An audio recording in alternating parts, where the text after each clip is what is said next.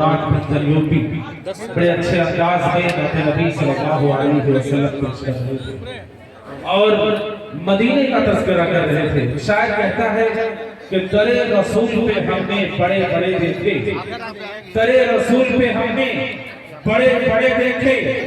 गुलाम बनते हैं कैसे खड़े खड़े देखे, और आदत है इश्क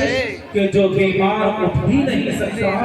वो भी चाहता है कि मदीना बड़े बड़े देखे। अब भाई हजरात, जिस अजीम शख्सियत के हम मुंतजिर थे वो स्टेज की जीनत बन चुके हैं। मेरी मुराद दुनियाई खिताबत में अपनी नाम बनवाने वाले शख्सियत, फख्रे नदवा, फाजिले नदवा, नदवा के अजीम फर्जंद, फसीहुल लिसान, नौजवान दिलों की धड़कन, हजरत मौलाना मुफ्ती हजरत मौलाना मोहम्मद खालिद साहब नदवी गाजीपुरी दामत बरकातुहुल आलिया, शेखुल हदीस दारुल उलूम नदवतुल उलमा लखनऊ। मैं हजरत की तहलीस पर दस्त अर्ज कर रहा हूँ कि हजरत अपनी ईमानी इरफानी हक़ाए तक़दीर से हर ख़ाबिदा कौम को बेदार करें। नदवा में पढ़ा रहे हो, नीचे कर दो। पकड़ो क्या?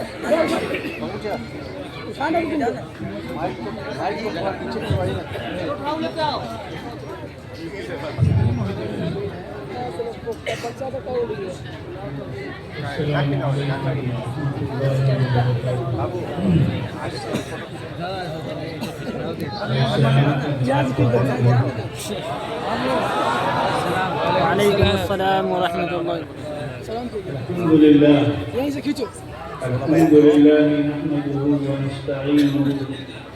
व नस्तगफिरुहु व नु'मिनु बिही व नतवक्कलु अलैहि व नऊज़ु बिल्लाहि मिन शुरूरि अंफुसिना व मिन सय्यिआति अमालिना। मन यहदिहिल्लाहु फला मुदिल्ल लहु कोई दिक्कत नहीं है, मोहतरम सऊदी ومن अरब يضلله فلا هادي له ونشهد أن لا إله إلا الله وحده لا شريك له ونشهد أن سيدنا ومولانا وحبيبنا وشفيعنا ونبينا محمدا عبده ورسوله. أما بعد، قال الله عز وجل في القرآن المجيد والفرقان الحميد: أعوذ بالله من الشيطان الرجيم، بسم الله الرحمن الرحيم. لو أنزلنا هذا القرآن على جبل لرأيته خاشعا متصدعا من خشية الله. وتلك الأمثال نضربها للناس لعلهم يتفكرون. صدق الله العظيم. وجاء في الحديث الصحيح عن رسول الله صلى الله عليه وسلم: من قرأ القرآن وعمل به ألبس بارداه تاجا يوم القيامة، ضوءه أحسن من ضوء الشمس لو كانت في بيوتكم. فما ظنكم من قرأ القرآن وعمل به، أو كما قال عليه الصلاة والسلام.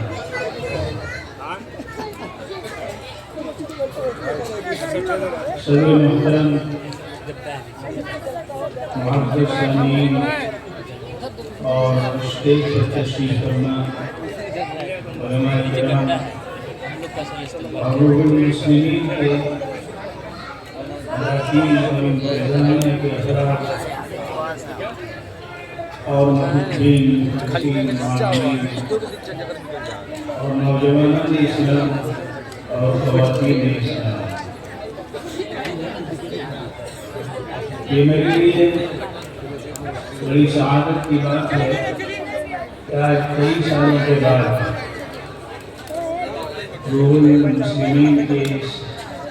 تاریخی تاریخ سال جلسے میں، جس نے تقریباً 70 بچوں نے حفظ قرآن کیا ہے اور ان کی دستار بندی ہونے والی ہے، اس میں شرکت کا مجھے موقع مل رہا ہے۔ آپ تھوڑی دیر کے لیے سوچیے یہ کتنا عظیم سرمایہ ہے جو اللہ رب العزت نے اپنے بندوں میں سے کسی کے لیے منتخب کر پایا ہے۔ اللہ رب العزت کا یہ محض ایثار ہی نہیں بلکہ احسان ہے، اللہ کی طرف سے انعام ہے۔ اس لیے ہمیں قلب کی نگاہ سے دیکھنا چاہیے اور آپ کی امامت اور یہ عظیم مجمع اس بات کی شہادت دے رہا ہے کہ ہمیں اسلام سے، داعی اسلام سے اور قرآن پاک کے خادموں سے بے حد بے انتہا محبت ہے۔ اور یہ محبت جو ہے ہمیں ایمان کی بلندی اور اس کی فراغوں تک لے جاتی ہے، اور اسی محبت کی بنیاد پر اللہ تبارک و تعالیٰ کے یہاں خیر کے فیصلے کیے جاتے ہیں۔ اللہ کے رسول صلی اللہ علیہ وسلم کی وحی نازل ہوئی کہ لو انزلنا هذا القرآن على جبل لرأيته خاشعا متصدعا من خشية الله، کہ اگر ہم اتارتے قرآن پاک کو کسی عظیم پہاڑ پر جو گویا کائنات کے اندر سب سے زیادہ بھاری اور طاقتور اور ٹھوس ہوتا ہے، ان میں سے کسی پہاڑ پر اگر قرآن پاک اللہ اتارتا ہے تو قرآن پاک کی عظمت، شکوہ، رعب اور دبدبہ کی بنیاد پر وہ پہاڑ دب جاتا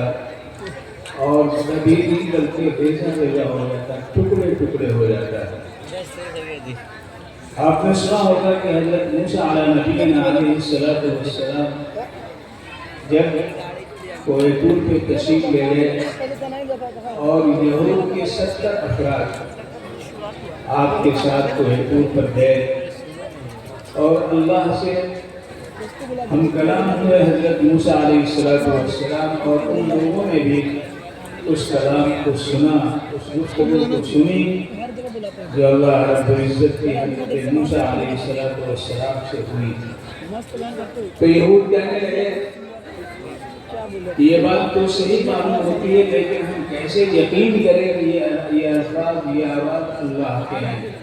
ہو سکتا ہے کوئی جن ہو سکتا ہے کوئی عفریت جن ہو،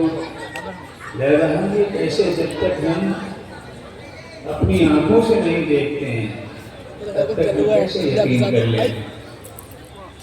حضرت موسیٰ علیہ السلام نے دعا کی، اے اللہ جھلک دکھا دے۔ اللہ رب العزت نے حضرت موسیٰ علیہ السلام کی یہ دعا کو قبول فرما لی اور یہ فرمایا انظر الى الجبل فإن استقر مكانه فسوف تراني فلما تجلى ربه للجبل جعله دكا وخر موسى صعيقا فلما أفاق قال سبحانك تبت إليك وأنا أول المؤمنين۔ اللہ نے فرمایا کہ اس پہاڑ کی طرف دیکھو جو کوہ طور کے سامنے پہاڑ ہے، اور میں نے جو کہ کوہ طور کو بھی دیکھا ہے، کوہ طور کی فراز اور چوٹیوں پہ بھی چڑھا ہوں اور اس کے آس پاس تقریباً 14 پہاڑیاں ہیں اور ان سب کا رنگ گہرے رنگ کا ہے۔ ایک پہاڑ ایسا ہے جس کی چوٹی نہیں ہے، چوٹی جل کر کے بہہ گئی اور وہ آج تک اس کے اثرات سامنے نظر آتے ہیں۔ جب میں کوہ طور کی چوٹی پر پہنچا اور وہاں دیکھا کہ 2 اس کی چوٹیاں ہیں، ایک چوٹی پر قسطنطین اعظم نے ایک چرچ بنا رکھا ہے صدیوں پہلے، اور ایک چوٹی پر مسجد بنی ہوئی ہے جس کو فاطمی دور کی مسجد کہا جاتا ہے۔ میں مسجد کی 4 دیواری پر بیٹھ کر کے یہی آیتیں پڑھ رہا تھا اور اس وقت اس آیت کا مفہوم مجھے صحیح معلوم ہو رہا تھا کہ اب تک میں یہ سمجھتا تھا وہ بات صحیح نہیں تھی۔ میں یہ سمجھتا تھا کہ تجلی بارگاہ رب العزت کا نزول کوہ طور پہ ہوا تھا، یہ ہم سمجھتے تھے، لیکن وہاں جب پہنچے اور وہاں میں نے دیکھا کہ نہیں بلکہ اس کے سامنے والے پہاڑ پہ تجلی ہوئی تھی اور حضرت موسیٰ علیہ السلام اپنے 70 افراد کے ساتھ وہ ایک طور کی چوٹی پہ تھے تو وہاں پہ تجلی ہوئی اللہ نے کہا دیکھو ان کو ادھر جبل پہاڑ کی طرف دیکھیے اگر وہ پہاڑ کی جگہ قرار پا جائے پھر کے ساتھ داخل رہ جائے تو پھر مجھے دیکھ سکتے ہیں اللہ نے جب تجلی کی اس تجلی کا اثر کیا ہوا فلما تجلی ربه للجبل جعله دكا تو اس کو ٹکڑے کر دیا اس کی چوٹی بہ گئی ریزہ ہو کر کے زمین تک پہنچ کرتے ہوئے جل کر کے جعله دكا اور اس کی تمازت اس تجلی کی تمازت اس تجلی کی حرارت ہی اتنی زبردست تھی کہ جس پہاڑی کے اوپر حضرت موسیٰ علیہ السلام تھے